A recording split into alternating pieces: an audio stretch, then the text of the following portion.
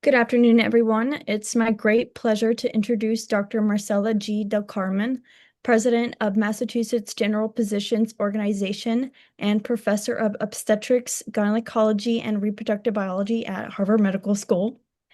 Dr. Del Carmen earned her medical degree from Johns Hopkins University and completed her residency at Johns Hopkins Hospital and her fellowship in gynecologic oncology at Massachusetts General Hospital. She also holds her master's in public health from Harvard School of Public Health. She's also a nationally recognized leader in academic medicine. Dr. Del Carmen has authored over 200 peer-reviewed publications, led clinical trials in ovarian cancer, and is dedicated to improving access to quality care for underserved populations. Please join me in welcoming Dr. Del Carmen. Thank you, Mia, and thanks all of you for inviting me to spend the next 45 minutes with you and share a little bit of my story. And then in the last year and a half, I've also been named president of the hospital. So I have a dual role in that I oversee the physicians at MGH, but also serve as the president. Maybe the best way for me to spend this time with you is to share a little bit about my journey and my trajectory in medicine. But maybe before I do that, just wanted to get a sense of where each of you is with regards to your own journey in medicine, just to be able to tailor my comments and sort of weave the story in a way that be the most relevant to you. So Yes, I don't know ma'am. who wants to take, yeah, maybe Mia, you can start. Yes, ma'am. I'm a graduate from the University of Houston. I'm actually a non-traditional student. I graduated a degree in finance and sales. Right now, Okay, I'm a financial advisor as well as a daycare dance teacher. And cool. I've dreamed of neurosurgery since a child, and I used to play these games called Ed Heads all the time. So that's how I've Okay, dreamed of Harvard and neurosurgery. got it. And I'll pass it over Hi, to Dr. Gustavo. Oh, feel free, Annalisa. Okay, perfect. Hi, Dr. De Carmen. I'm Annalisa. I'm an Italian medical student with a non-traditional background as well in a bachelor in economics and management. Currently, I'm a fourth year medical student, and one of my greatest ambition would be to pursue neurosurgery. So, I mean, your experience is really interesting and really an inspiration to me. Thank you for the time. Great, thank you. Hi, my name is Anna. Nice to meet you, Dr. Del Carmen. I'm Nice a to meet you. medical student from Brazil. Currently, I'm a postgrad research fellow at Yale, also in OBGYN department. Okay, great. I'm Gustavo. I'm a fourth year medical student in Brazil, and I'm also interested in neurosurgery. Okay. And I think we have Pedro Borges.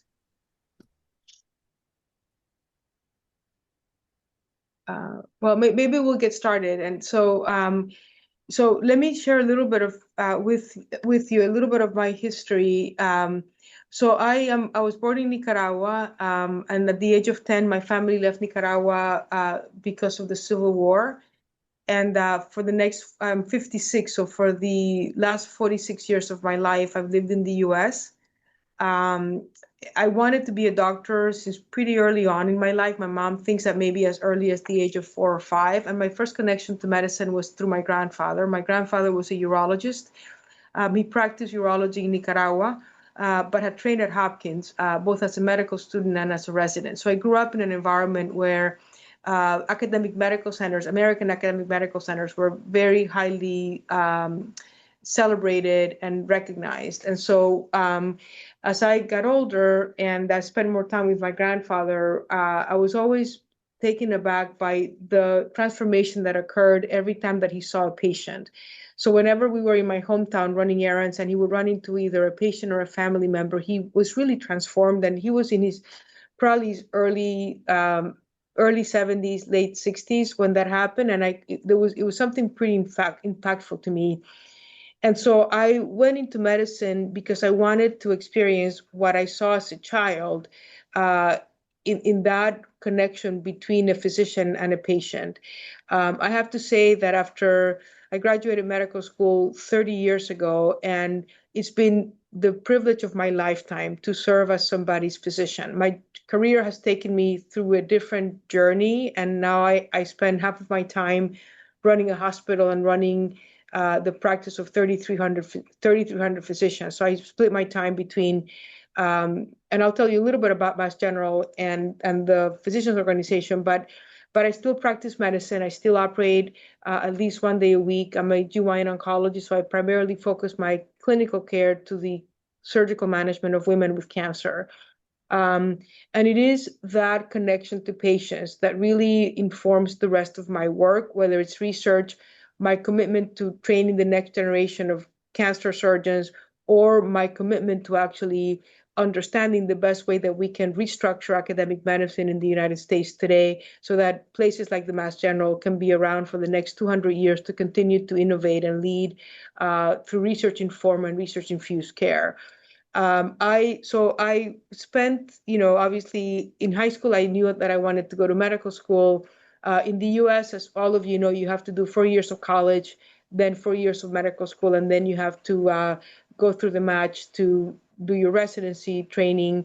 I did my undergraduate at Emory University and have a bachelor's of arts in biology, but I had come to the US at such a young age that I wanted to really master my not only my ability to speak and write Spanish really well, but I also wanted to study all the literature in Spanish that I had not been able to read or be exposed to because all of my schooling from the age of 10 until college had been in English.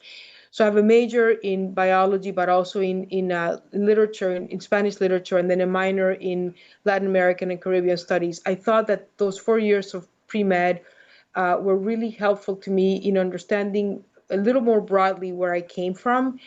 And that gets into this whole notion of trying to understand your identity and then having something that I could really connect to in a way that enhanced that pride about being Latin. I'm incredibly grateful to the United States for being the country that allowed my career to happen, but also incredibly proud to be Latin and incredibly proud to have very strong roots in the Latin American community. I went to medical school at Hopkins, which was a dream of mine, given my connection to my grandfather, and then stayed at Hopkins for residency in OBGYN.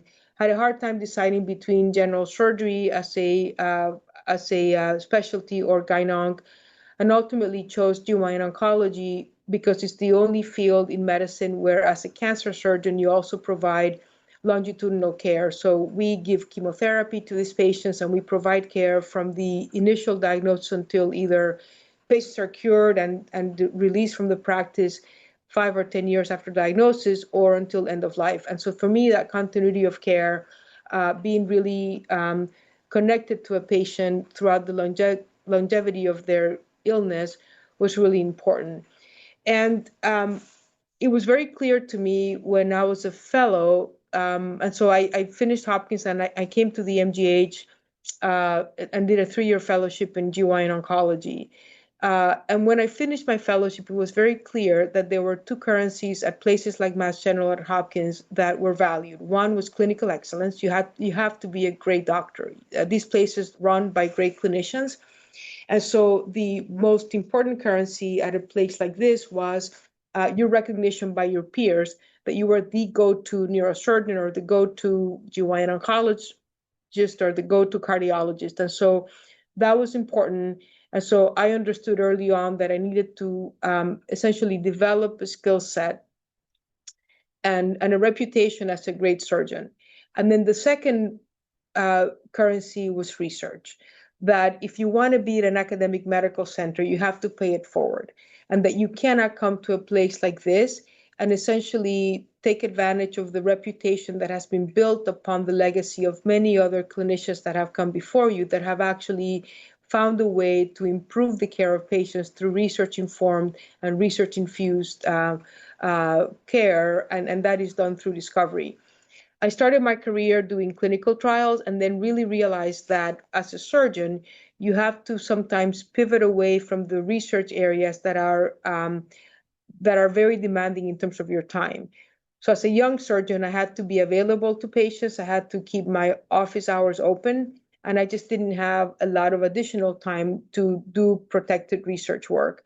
And so I went back and got a master's in public health so that I could do research in health outcomes research. So a lot of my research has really focused on trying to understand why there are healthcare disparities in the receipt and the adoption of treatment for cancer for women of certain ethnicities and races. And so it's a lot of basically health outcomes research work. And then my second focus became understanding better ways to treat rare cancers. So for the first 15 years of my life, I was very focused intentionally on becoming an expert surgeon, an expert clinician, and in building a research portfolio that would allow me to get promoted. And I chose the promotion process at Harvard as a way to keep myself honest and as a way to measure my own impact in research. So every year, and I do that now, even 30 years after finishing medical school, I set personal goals for myself that are a year, 3 years, and 5 years forward. And I break them down into what clinical goals do I have, what are my research goals, and then what are my professional development goals. So the first 15 years for me were very straightforward. I basically took care of patients and then did research, try to publish as much as I could, because at least in our system at Harvard Medical School, the only way that you get promoted is through recognition of your scholarship. So you could be the busiest surgeon, the busiest cardiologist, but if you're not published, you won't get promoted. And so that comes with also trying to get research funding, giving lectures. I wrote a textbook on rare tumors, again, trying to harness as much scholarship as I could so that I could be promoted. At the age of, I think, 42, I became the first woman to be promoted to full professor at Harvard Medical School in OBGYN and in GYN oncology. And that's in the 300 years of the history of the medical school. And that's not to say that I'm great. It's just to tell you that some of these barriers are hard to break through, and it takes intentionality, commitment, and consistency to make it happen. How you do that is you basically harness people around you to help you support that work. And that includes people that are going to help you in the, as mentors, people that will give you, a mentor being different from a sponsor. A mentor is somebody that I would define as somebody who's going to give you good advice about how you build your career, but they may not necessarily know how to get you there. So it's the person that helps you set goals. And then you need people to sponsor you who are going to help you build that strategy that helps you accomplish the goals. And so trying to come up with either colleagues or faculty members, both in my discipline and outside of my discipline, and also within MGH and also outside of the MGH. And then about like 10 years ago, in 2015, I was asked to apply for the role of Chief Medical Officer for the Physicians Organization. So Mass General is a closed practice, so all of our doctors are employed by the PO or the Physicians Organization, and they're all faculty at Harvard Medical School. Our practice is about 3,300 doctors large, and so the first job that I took as an administrator was to oversee the practice in the role of Chief Medical Officer. So that role includes oversight around credentialing, professional conduct, wellness, oversight of quality and safety. And then I did that job for about 3.5 years. And then I was asked to look at the job of president of the organization and apply for that job, ended up getting that job. And then 1.5 years ago, the hospital presidency and the PO presidency, which were two different jobs, became a single job. And so I became president of both the hospital, where I oversee about 28,000 employees. Mass General has 1,000 inpatient beds. We do about 57,000 surgeries a year and about 2 million outpatient visits. And so that's the work that I oversee. We have the largest research hospital-based budget in the world. Our research budget is about $2 billion a year. We publish about 7,000 papers and have about 1,500 clinical trials open at any given time. It's a massive job, and a job that I'm able to do because I have a lot of people who support the work with regards to finance, quality and safety, human resources. But at the end of the day, it is my responsibility, and I'm accountable for things when they go well and when they don't go well. I think that these jobs in administration should be led by physicians, because we, at the end of the day, understand how to operationalize clinical care, how to create an academic experience for faculty where we can leverage their talent to support research and education, and also have a vision around how we take all of these experiences and actually invest back in the communities that we serve. I still practice medicine. That remains the most joyful part of my life. I think there's a very sacrosanct privilege in being somebody's doctor. And the responsibility that each of us has is to train ourselves as best as we can to be the best doctors, to be the most current doctors, to be the most honest, transparent, empathetic physicians at a time of great change with a lot of external disruptors in a healthcare system that is very fragile right now. But patients deserve no less.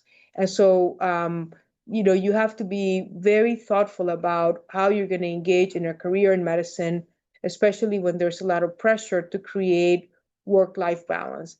I don't really know what that means, because I can tell you that there will be things that you will miss because a patient calls and they need you at the bedside. And so you need to be very thoughtful about, if you decide to choose medicine as a way to serve, it is more than a career, it's a lifestyle. It's a lifestyle that is, I would say, defined by service and responsibility. And you need to figure out what trade-offs you're willing to make, especially if you want to practice in an academic setting where you're going to have additional pressures beyond the clinical care responsibilities to also contribute through research, education, and community service. I'm going to stop there and then turn it over to all of you, and happy to take questions that may be helpful to you or comments.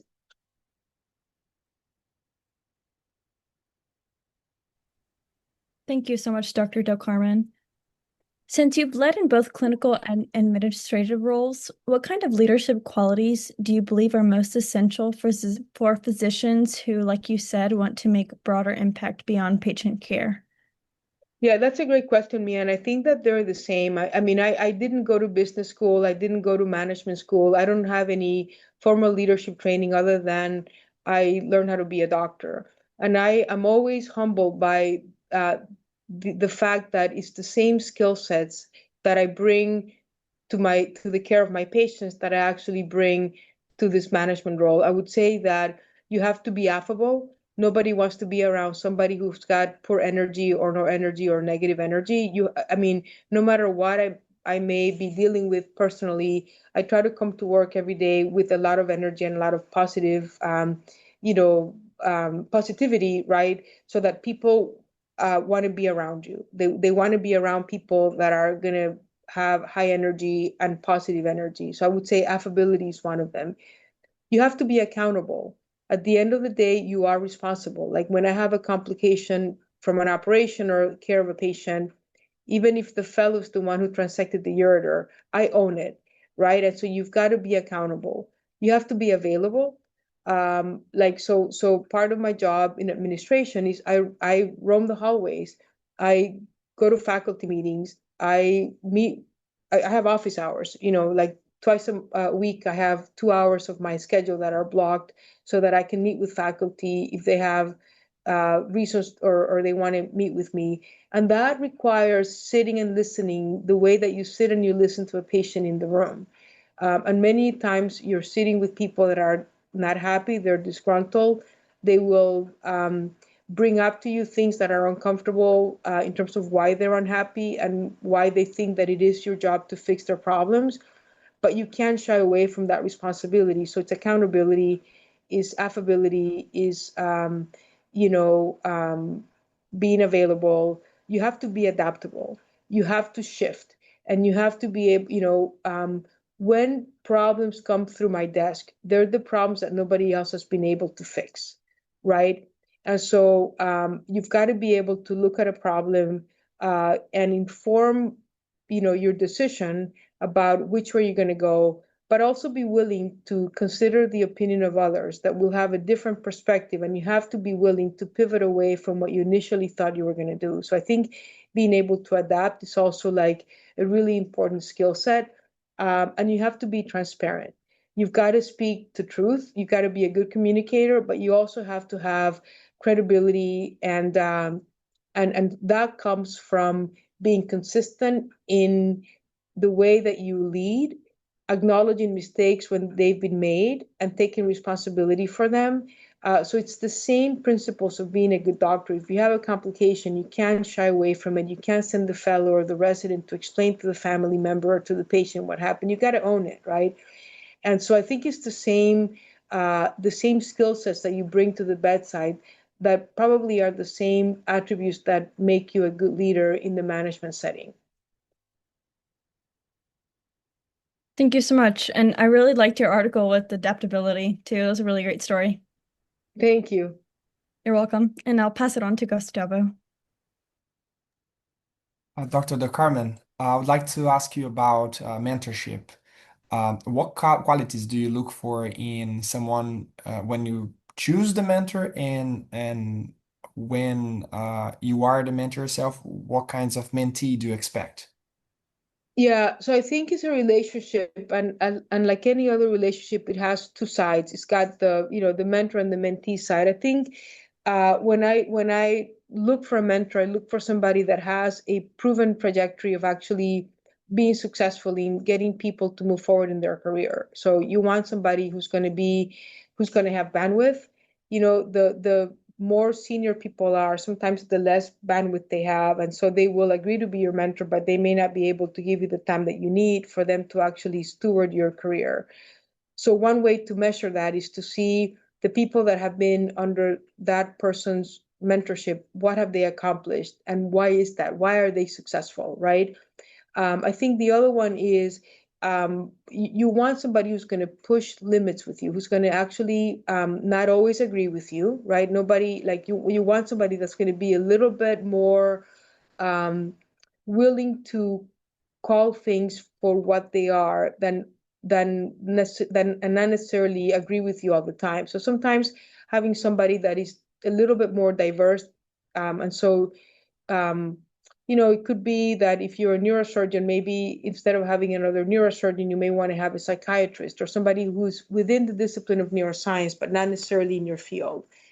And then I would say somebody with whom you like, it's almost like choosing a friend or a partner, right? Like you want somebody that shares your core values, right? And somebody who's going to understand that what you're trying to drive forward is in the same group of things that person also values. And then I think as a mentee, it's really important to have, I tell you, when I meet with somebody who wants me to mentor them, and they come in and they say, do you have anything interesting that you're working with? Because I'm really excited to work with you. I can tell you that at that moment in time, the meeting is over. There is no way that I will ever support somebody because I don't have the bandwidth or the time to actually spoon feed somebody who hasn't had time to think about why it is that I can be helpful to them. So it's much more engaging when I meet with somebody who comes in with an idea and they just need some help around how to take that idea into a concept that is actually executed on. So I think one of them is you really want to be thoughtful about what it is that you want that person to help you advance, and be very specific as to how they're going to help you get from where you are and where you want to be. I think being able to deliver in a timely fashion, I think that if you have a mentor that gives you, or you give yourself a timeline, you want to be able to deliver on that in a timely way.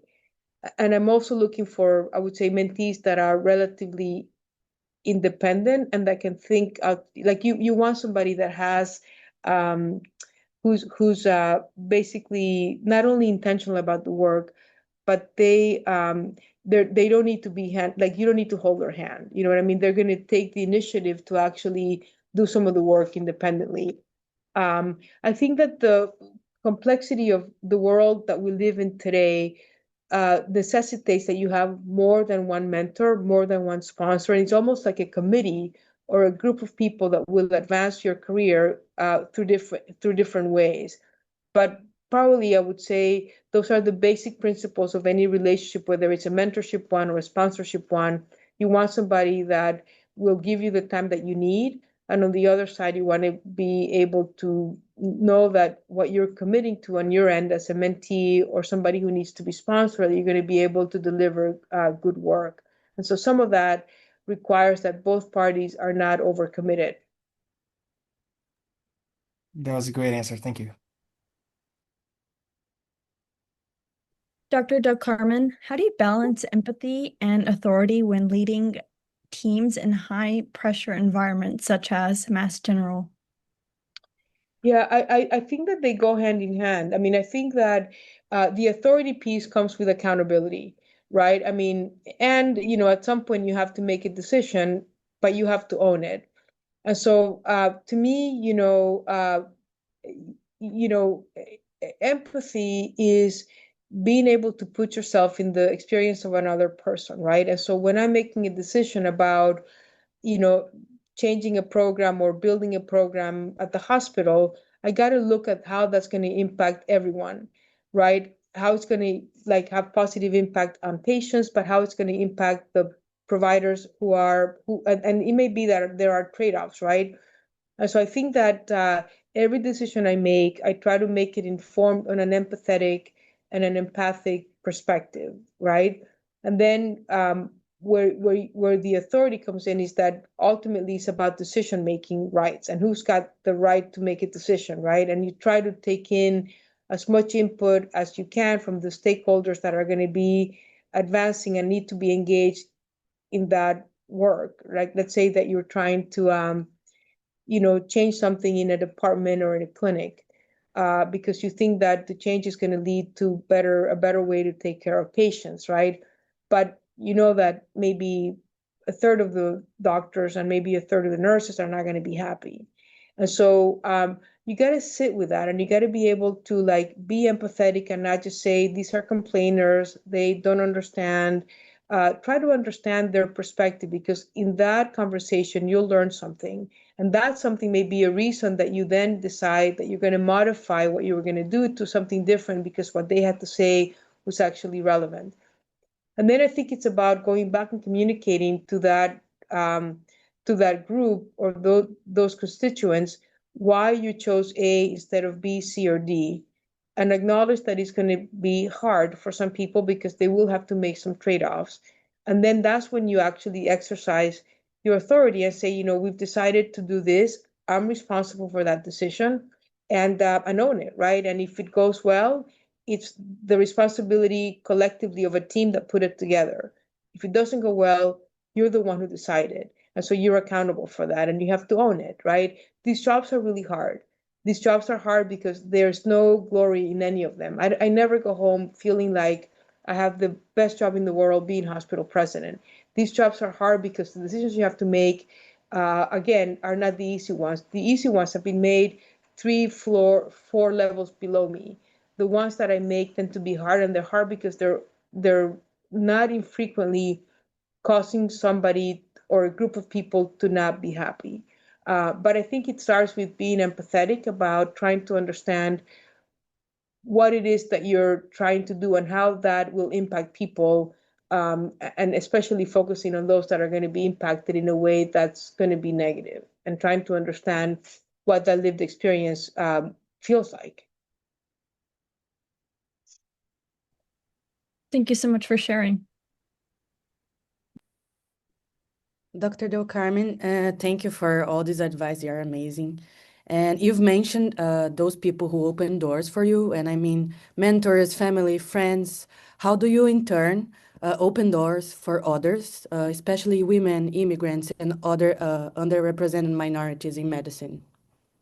Yeah, I mean, I think it's mostly about creating opportunities and recognizing talent, right? I mean, I think for me, it starts with recognizing that I'm sitting in front of somebody that has the ability and the potential and the gift to actually live, like do something beyond anything that even, talent that I don't have, or things that I know that person can do that I would not have been able to accomplish at their age or even now. So number one is about recognizing talent, irrespective of gender, irrespective of race or ethnicity. It's really about the person in front of me has the ability to do something great. They just need the tools to do that. I think once you've identified the talent, then I think it's about making sure that that person has the tools that they need to actually accomplish their potential to the fullest. And so it's really about enabling them to do what they're programmed to do, or what they have the talent to do, and then being consistent and not just opening the door, but essentially creating an experience and a path where those people that are going to support them understand they have a responsibility to make sure that that person is able to execute to their fullest capacity. So let me give you an example. Like if we trained a resident from Mexico who then became our fellow. And Alejandro came to me, and I'll share his story because it's pretty extraordinary. Alejandro had graduated medical school in Mexico City, top of his class at the national level, and had already secured a spot at a pretty prominent hospital to be an intern in OBGYN. And he wanted to be a GYN oncologist, and he wanted to come to the US to do that. So I was seeing patients on, a random afternoon, and the medical assistant came and said, "There's a young man in the waiting room who wants to meet with you." I had no idea who he was. He found me online and came to meet with me. And he gave me a pretty convincing argument about why he wanted to come to the US and he wanted to do research. And so we took a chance on him. I gave him some, funding to do some of the health outcomes research that I was doing. And for the next 2 years, Alejandro went on to publish about 50 papers. Okay, 50. He took, so he was, and then he went through the matched here to be a resident, and then matched here to be a fellow. After he finished his fellowship, he sought out a master's in public health, and then he sought out another fellowship to do outcomes research. So he's now one of 2 GYN oncologists in the country that has this level of expertise. So to me, when we committed to supporting him, it was about making sure that I provided for him the resources that he needed to be able to get to where he wanted to be. And that included supporting his candidacy to be a resident here, supporting his candidacy to be a fellow, supporting his candidacy and finding resources to support his master's in public health. So it's about intentionality. Once you identify somebody that has talent, you got to be able to intentionally build the resources, like provide them the resources they need to make sure that they're able to reach their maximum potential. And so to me, it's about having a vision to the future. Who right now is in this community that will be the future leaders of this hospital, and making sure that that talent is supported early on, and that people that are supporting them are held accountable. That it's not just, we're going to give you this job, good luck. We're going to give you this job, and we're going to give you these resources so that you can be successful. And then, just like Gustavo and I were saying before, there's a commitment on behalf of the person that you're supporting to deliver. Because if you don't deliver, people lose interest pretty quickly. So I would say, that remains kind of my commitment and my responsibility to try to recruit and retain talent, and to make sure that they have the resources they need to be able to harness that talent to the fullest potential. That's amazing. Thank you so much. Thank you, Dr. del Carmen. I wanted to ask you a question. Since you have a quite an holistic approach, which is it is a really novel approach, especially at least in Italy, on healthcare management. I wanted to ask you, you mentioned that it takes a village to create, influence the environment you work in. And what are your suggestions for applying it at Mass General, and how do you nurture the village or the people and the environment you work with? Yeah, I mean, I think that you end up like creating a community of people who have your values. I would start with that. I think that, for me, let me define that. To me, it's about the people in my team and the people that are in my inner sanctum. They've got to be, either clinicians, administrators, basically people that come to work every day wanting to improve the care that we deliver to our patients. So it begins there for me. And then it's people that really want to change the world through research or through education or through community service. But at the end of the day, it starts with surrounding myself by people that have the same core values and that have a moral compass, right? That people are going to lead with integrity and that they're going to try to advance any one of those 4 pillars of our mission so that when they leave, this place is better, either because we're better in the way that we care for patients, we're better because we've actually created better research through their efforts, or we've been able to do better on education or community service. And then it's about diversity. You don't want people around you that are just going to agree with you all the time because they think and they see the world the same way that you see the world and you think. So you want people that are going to pressure test and they're going to push back and say, why do you want to do it this way? Why not the other way? And so I try to have a very diverse group of people in that village, people that think differently, either because of the way that, like, their training experience, people that maybe went to medical school, but like many of you, they had a career in something else. They were economists, or they were engineers, or they were piano players, but that they really have a diverse way of looking at the world. People that are not going to be shy to push back, and you want people to be respectful, but it doesn't mean that they have to agree with you all the time. And then at the end, it's about humility, right? So when I go to a meeting, I always tell the people that report directly to me, if I'm saying something at the meeting, or if I come out and think something that's not right, I want to be corrected in public, because what I cannot afford is to go out of that meeting with a false understanding of reality and promulgate that in a way that will basically just generate more like falsehood over the course of time. And so the same way that you behave in an operating room.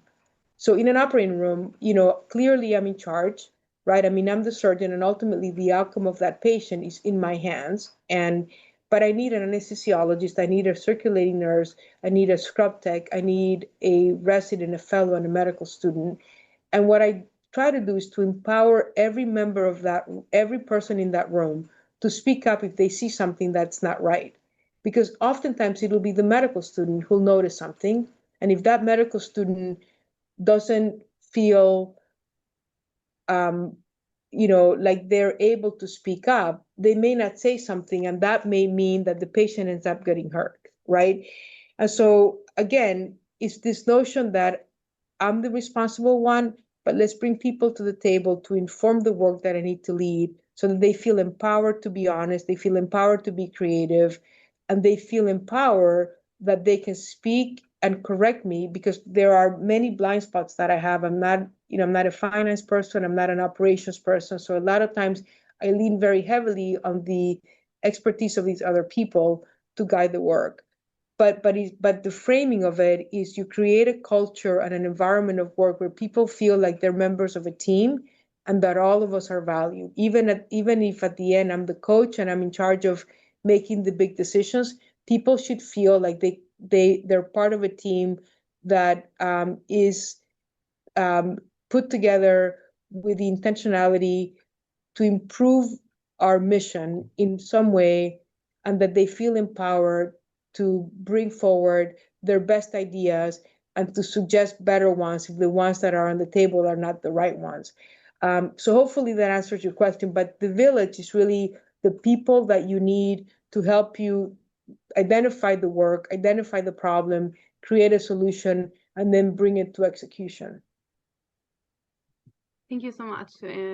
Those are really beautiful words and really amazing way of approaching to this thing.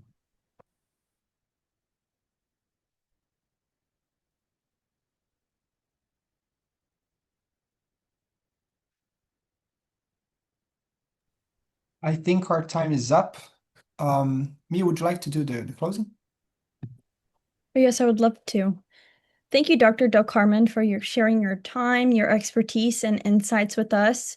On behalf of all of us, we really enjoyed our time with you. Your leadership and dedication continue to inspire all of us in the field. We truly appreciate your contributions and the meaningful discussions that you've led today. Thank you again for joining us, and we hope you have a great day.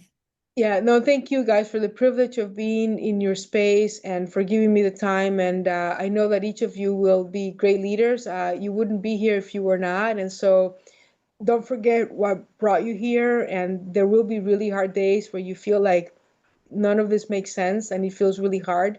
But remember why you're here. Remember what brought you to this incredible profession.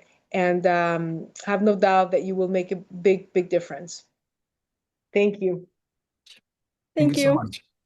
Bye-bye. Thank you. Bye-bye.